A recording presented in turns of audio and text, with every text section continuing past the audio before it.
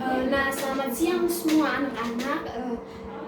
Apa kabar hari ini? Apakah keadaan semua dalam keadaan baik-baik? Ibu harap semua dalam keadaan baik-baik. Nah, pada hari ini terlebih dahulu Ibu memperkenalkan diri dulu. Nama Ibu Matarona Ibu Hana Wisang. NIM 200114005. Nah, sebelum kita melangkah ke pembelajaran kita, marilah ibu mengajak anak-anak semua untuk berdoa. Marilah kita berdoa.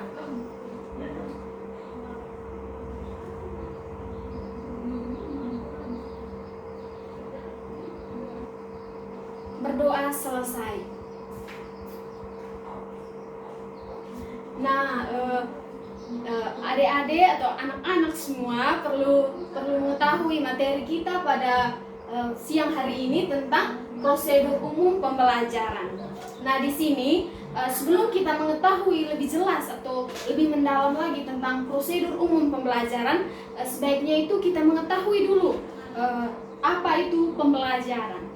Nah, pembelajaran itu merupakan suatu proses interaksi antara siswa dengan lingkungan belajarnya. Lingkungan belajar yang dimaksudkan di sini antara siswa dengan guru, begitu juga antara siswa dengan siswa. Melalui interaksi pembelajaran yang baik, diharapkan dapat memperoleh hasil yang baik pula.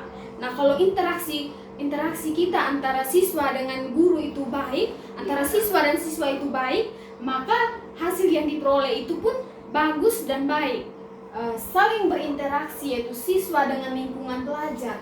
Apabila kedua unsur utama yaitu siswa dengan lingkungan belajar ini telah mempersiapkan melakukan aktivitas pembelajaran sesuai dengan perannya masing-masing, maka gambaran hasil pembelajaran atau tujuan itu sudah dapat kita prediksi bahwa tujuannya itu akan berhasil atau tujuannya itu akan dicapai. Dengan demikian, langkah awal yang harus dilakukan oleh seorang guru sebagai fasilitator. Nah, guru ini dia punya kedudukannya itu sebagai fasilitator di dalam kelas. Pembelajarannya itu yang pertama itu mempersiapkan kondisi siswa dan lingkungan belajarnya itu agar semua itu selalu dalam keadaan kondisi siap. Nah, guru itu sesudah dia masuk kelas, dia itu harus mempersiapkan kondisi siswanya. Apakah siswanya itu dalam keadaan baik-baik atau tidak, ataupun siswanya itu sudah hadir di dalam kelas atau tidak. Nah, dia juga harus di sisi lain dia juga harus memperhatikan kondisi lingkungan itu di lingkungan kelas tersebut, apakah lingkungan kelas tersebut itu bersih atau tidak, layak untuk anak-anak belajar atau tidak.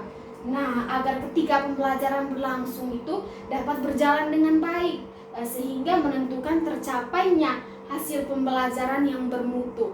Nah, agar pembelajaran yang diinginkan atau tercapainya tujuan yang diinginkan, sehingga bisa tercapainya hasil pembelajaran yang bermutu atau yang berkualitas.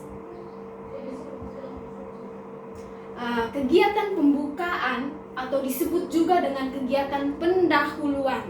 Nah, di sini seperti kegiatan pembukaan itu seperti yang pertama itu bisa dari guru, tergantung dari guru. Ada yang doa, kemudian memberikan salam, siswa tersebut memberikan salam kepada gurunya, kemudian guru tersebut menanyakan kabar siswa, apakah keadaan siswa itu baik-baik saja ataupun tidak. Kemudian guru juga menanyakan apalagi di kelas rendah, guru tuh harus lebih dekat dengan siswanya. Apakah guru tuh tersebut menanyakan apakah siswa-siswa yang datang ke sekolah itu sudah sarapan atau belum. Kemudian suatu upaya untuk menciptakan suasana atau kondisi siap belajar itu, persiapan awal bisa disebut dengan pra-instruksional. Di sini memasuki tahap kegiatan inti pembelajaran. Fungsi utama kegiatan awal adalah untuk menciptakan kondisi siap belajar, baik secara fisik, mental maupun kesiapan secara emosional. Nah, anak-anak atau siswa atau itu tuh dia harus benar-benar menyiapkan dia punya fisik, kemudian mental, maupun kesiapan secara emosional dari dalam diri anak-anak tersebut, sehingga dia bisa menerima pembelajaran itu secara baik. Kemudian pada umumnya tahapan kegiatan pembelajaran itu dibagi menjadi beberapa bagian. Ada 3 bagian tahap utama di sini yang perlu adik-adik atau teman-teman atau anak-anak semua ketahui. Yang pertama itu ada pembukaan. Nah, pembukaan itu bisa dikatakan sebagai pendahuluan. Pendahuluan tadi seperti yang sudah Ibu jelaskan tadi tentang doa, absen, kemudian menanyakan kabar, kemudian ada memberikan salam. Itu bisa dikatakan pembukaan atau pendahuluan. Nah, kemudian ada kegiatan inti. Kegiatan inti yang dimaksudkan di sini kegiatan di mana guru itu menyampaikan materi pembelajarannya kepada anak-anak. Kemudian ada kegiatan penutup. Nah, kegiatan penutup di sini bisa guru-guru merefleksi kembali materi yang sudah dijelaskan tadi, kemudian memberikan soal sehingga anak-anak tersebut dapat bekerja soal tersebut. Kemudian bisa juga dengan tutup dengan doa kembali. Nah, waktu pembelajaran sangat singkat. Di sini pada kita kembali pada modul 1 atau modul 2. Nah, sudah dikatakan bahwa mikro ini disederhanakan. Nah, berarti waktu pembelajarannya itu sangat singkat. 1 jam pembelajaran berkisar seandainya 1 jam itu berkisar 35 menit sampai dengan 40 menit. Oleh karena itu kita efisiensi waktu, mempersingkat waktu dalam kegiatan pembukaan itu harus diperhatikan. Untuk pembukaan biasanya itu hanya kurang dari 5 menit saja. Itu untuk khusus pembukaan, itu minimal tuh 5 menit. Bagaimana dengan waktu yang relatif singkat itu dapat kita memanfaatkan secara optimal, yaitu siswa telah memiliki kejelasan tujuan yang harus dicapai, kemudian manfaat dari materi atau aktivitas yang dilakukan dalam kegiatan pembelajaran tersebut. Nah, di sini ada unsur-unsur kegiatan membuka pembelajaran. Di sini kegiatan pembelajaran pada intinya yaitu untuk menciptakan kondisi siap. Nah, ini kalau siswa dia kalau mau untuk belajar, mau melakukan, kemudian guru juga mau melakukan proses belajar mengajar, dari dalam dirinya itu harus siap untuk mengajar anak-anak peserta didiknya di dalam kelas. Kemudian siswa juga harus mempersiapkan diri untuk menerima setiap materi yang sudah dijelaskan. Bagi siswa itu harus mempersiapkan fisik, mental maupun emosional untuk mengikuti pembelajaran. Nah, menurut ada satu ahli namanya Bobby Deporter. Dia berpendapat bahwa pada saat membuka pembelajaran terlebih dahulu itu bawalah dunia anak ke duniamu. Bawalah dunia anak ke dunia kita, lalu hantarkan dunia kita ke dunia anak. Pernyataan tersebut memiliki makna, tentunya pernyataan dari ahli ini memiliki makna yang sangat mendalam. Di setiap anak adalah makhluk individu dan juga makhluk sosial.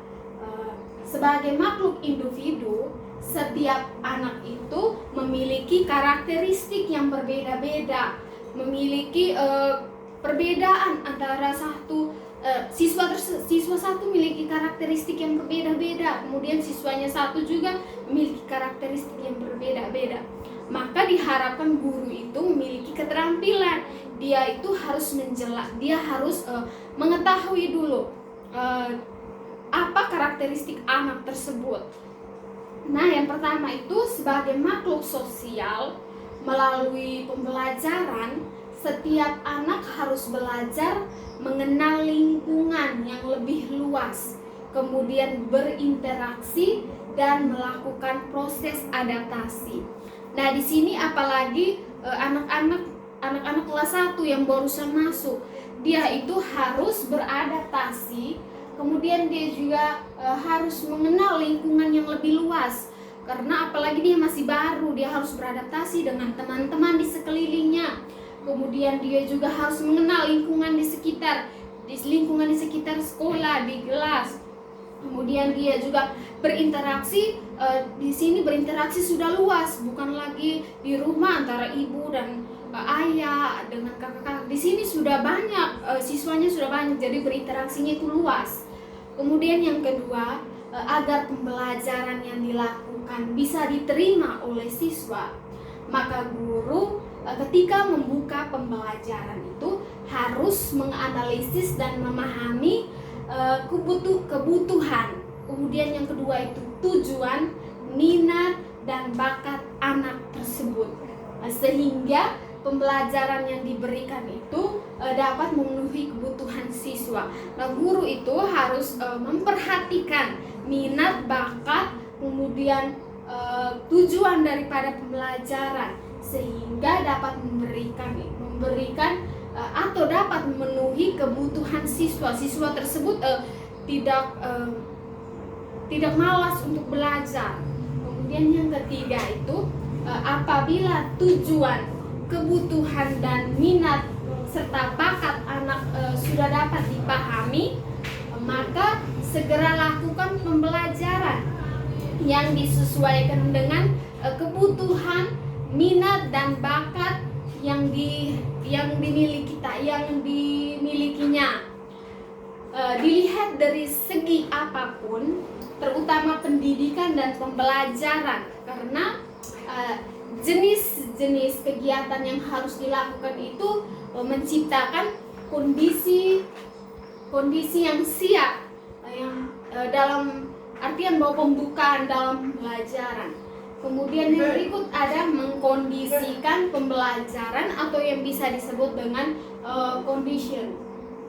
Nah, di sini ada empat bagian. Yang pertama itu menumbuhkan perhatian dan motivasi. Di sini guru diharapkan memberikan perhatian dan motivasi kepada peserta didiknya, kepada siswa-siswanya, agar anak-anak tersebut tadi lebih termotivasi untuk belajar. Dia merasa bahwa guru tersebut itu lebih dekat karena guru tersebut memberikan perhatian, jadi dia senang untuk belajar. Kemudian yang kedua itu menciptakan sikap yang mendidik. Dan di sini guru itu harus menciptakan sikap yang mendidik untuk siswa-siswanya dengan berperilaku baik, mengajar kepada siswa tersebut untuk berperilaku baik. Kemudian ada yang ketiga itu menciptakan kesiapan belajar. Nah, guru dia harus menciptakan kesiapan belajar di dalam kelas, sehingga siswa-siswa tersebut itu memiliki kesiapan untuk menerima setiap materi yang dijelaskan guru tersebut. Kemudian siswa juga bisa umpan balik, saling mengumpan balik. Kemudian yang keempat itu menciptakan suasana belajar yang demokratis. Nah, guru dia harus menciptakan suasana belajar.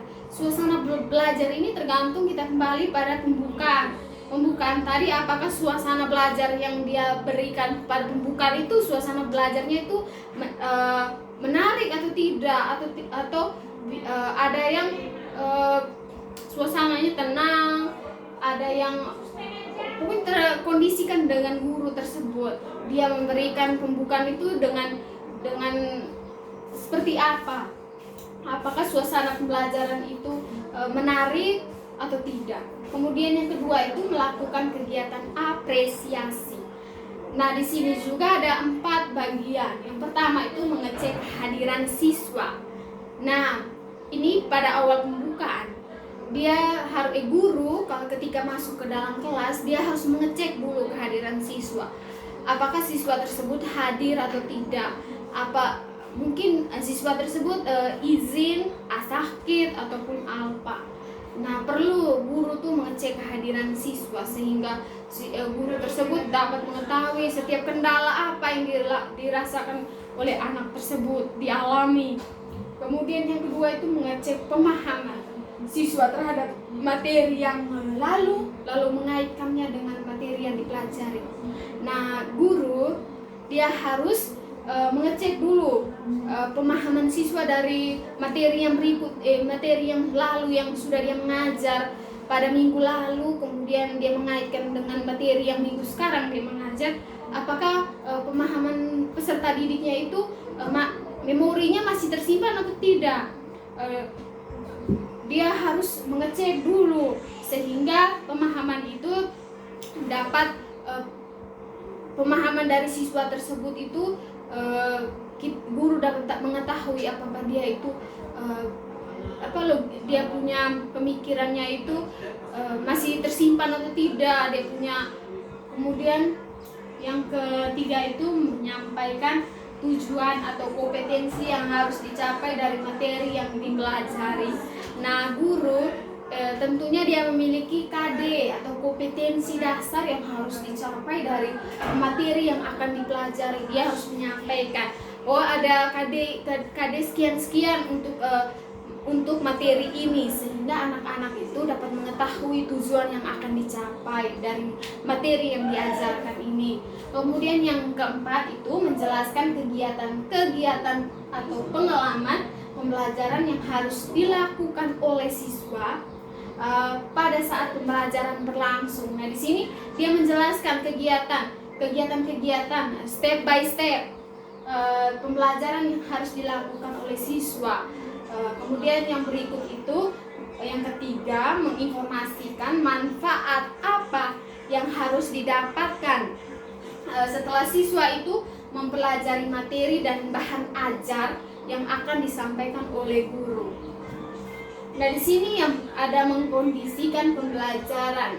Yang pertama ada empat bagian di sini. Yang pertama itu menumbuhkan perhatian dan motivasi tadi. Kita harus memberikan motivasi, kemudian memberikan perhatian juga kepada siswa. Kemudian yang kedua itu menciptakan sikap yang mendidik.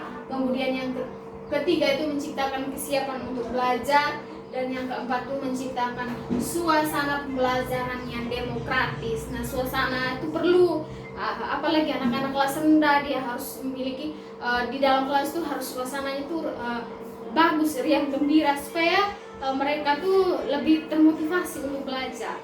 Kemudian yang berikut ada melakukan kegiatan apresepsi. Nah, di sini yang pertama mengecek kehadiran siswa, atau bisa di dalam kelas bisa disebut dengan absensi mengecek kehadiran. Kemudian mengecek pemahaman siswa, apakah siswa tersebut sudah memahami materi yang dijelaskan dari minggu lalu, kemudian minggu ini mengaitkan. Kemudian ketiga, menyampaikan atau menjelaskan tujuan atau kompetensi. Nah, guru juga pasti tentunya dia memiliki kompetensi dasar yang ingin dicapai. Kemudian menjelaskan kegiatan pengalaman belajar yang akan dilakukan. Nah, di sini kita masuk pada kegiatan inti pembelajaran. Kegiatan inti pembelajaran pada dasarnya adalah kegiatan pokok siswa untuk mempelajari materi yang telah direncanakan. Pembelajaran adalah pembelajaran adalah proses interaksi antara siswa dan guru, kemudian balik lagi guru dan siswa dan siswa, yaitu interaksi antara siswa dengan lingkungan belajarnya tadi. Di dalam pembelajaran termasuk materi pembelajaran. Dengan demikian, kegiatan inti pembelajaran adalah suatu proses interaksi antara siswa dengan lingkungan pembelajaran tadi untuk mencapai tujuan atau kompetensi pembelajaran yang telah direncanakan. Untuk mencapai tujuan yang diinginkan oleh guru, oleh siswa, dan oleh sekolah tadi. Tugas guru dalam kegiatan inti pembelajaran terutama itu adalah bagaimana memfasilitasi kegiatan belajar siswa untuk terjadinya proses pembelajaran. Guru tersebut memfasilitasi sebagai fasilitator pembelajaran. Guru dalam melakukan kegiatan inti pembelajaran tidak mendominasi kegiatan pembelajaran, melainkan bagaimana guru tersebut memfungsikan dirinya sebagai motivator untuk membangun aktivitas belajar siswa. Kemudian di sini ada unsur kegiatan inti pembelajaran. Dalam peraturan pemerintah peraturan nomor 19 tahun 2005 tentang standar nasional pendidikan, di sini menyatakan bahwa proses pembelajaran pada satuan pendidikan itu diselenggarakan secara interaktif, inspiratif, dan menyenangkan, menantang. Kemudian ada motivasi peserta didiknya itu untuk berpartisipasi secara aktif, serta memberikan ruang gerak yang cukup bagi prakarsa, kreativitas, dan kemandirian sesuai dengan bakat, minat, dan juga perkembangan fisik serta psikologi peserta didik. Selalu merefleksikan diri aspek-aspek tersebut. Yang pertama itu ada interaktif, inspiratif, menyenangkan, suasana di dalam kelas. Kemudian pembelajaran itu menantang. Kemudian motivasi peserta didik, guru memberi motivasi, kemudian siswa tersebut termotivasi. Kemudian ada prakarsa, kreativitas sebagai seorang guru dalam menyampaikan pembelajaran. Kemudian kehadiran siswa di dalam kelas, kemandirian siswa di dalam kelas itu seperti apa. Nah, di sini ada strategi atau prinsip dalam menerapkan teori konstruktivisme. Yang pertama itu konstruktivis, yaitu siswa ketika masuk ke dalam kelas tidak dalam keadaan kosong atau kosong dari pengalaman. Dia harus sudah memiliki ilmu. Kemudian inquiry, melalui penerapan inquiry antara lain itu yaitu melalui observasi mendorong keberanian untuk bertanya. Kemudian dia juga membiasakan siswa untuk menduga, mengumpulkan data dan menyimpulkan materi tersebut. Yang terakhir kan menyimpulkan. Kemudian questing, yaitu mengembangkan kebiasaan siswa untuk bertanya. Siswa itu harus bertanya apakah dia itu sudah mengerti dengan materinya atau belum. Kemudian learning community, yaitu menciptakan suasana pembelajaran dengan memanfaatkan sumber-sumber pembelajaran secara luas dan bervariasi. Kemudian modeling, yaitu hasil pembelajaran siswa itu tidak hanya dianggap cukup dengan telah dikuasainya sejumlah materi saja, materi pembelajaran melalui informasi yang disampaikan oleh guru tadi. Kemudian ada reflection, yaitu membiasakan siswa untuk melakukan perenungan terhadap apa yang telah dipelajarinya, maksudnya dia merenungkan. Kemudian outing achievement, yaitu selama proses pembelajaran berlangsung tadi atau saat menjelang pembelajaran berakhir pada kegiatan ini pembelajaran, guru melakukan penilaian yang sebenarnya. Kemudian kegiatan menutup pembelajaran, kita harus tahu dulu menutup pembelajaran itu adalah kegiatan yang dilakukan oleh guru untuk mengakhiri kegiatan inti pembelajaran. Kegiatan menutup berarti kegiatan mengakhiri pembelajaran. Dengan demikian, kegiatan menutup adalah suatu proses pembelajaran yang isinya membuat atau merumuskan hal-hal yang dianggap menjadi inti atau core dari setiap materi yang dipelajari siswa. Kegiatan inti pembelajaran merupakan suatu proses untuk mengajak para siswa melakukan pengkajian ulang atau refleksi terhadap kegiatan yang sudah dilakukan. Nah, di sini ada unsur-unsur kegiatan menutup pembelajaran. Kegiatan menutup pembelajaran itu merupakan bagian tak terpisahkan dari seluruh komponen pembelajaran. Dilihat dari waktu menutup pembelajaran ditempatkan pada bagian akhir dengan waktu yang relatif singkat dibandingkan dengan kegiatan inti seperti dijelaskan dalam perbandingan di atas. Namun bukan berarti kegiatan menutup hanya sebagai kegiatan formalitas. Yang pertama itu merangkum, mengajukan pertanyaan, menyimpulkan, memberikan tugas, merefleksi, memberikan tes. masuk kepada hasil belajar. Hasil belajar itu ada informasi verbal, ada keterampilan intelek,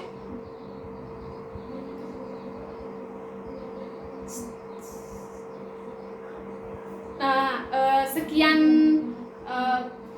penjelasan saya Ibu tentang materi tadi. Mari kita mengakhirinya dengan doa. Marilah kita berdoa.